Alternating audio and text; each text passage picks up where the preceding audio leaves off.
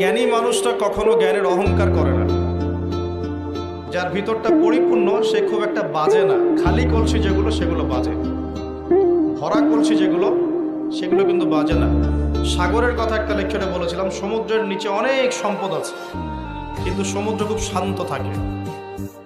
যার ভিতর যত বেশি সম্পদ, যত বেশি জ্ঞান, যত প্রজ্ঞা, সে তত শান্ত বিনয়ী হয়। আর যার ভিতরে জ্ঞান কম, যার ভিতরে সম্পদ কম, প্রজ্ঞা কম, হিকমা কম, তার লাফালাফি তত বেশি হয়।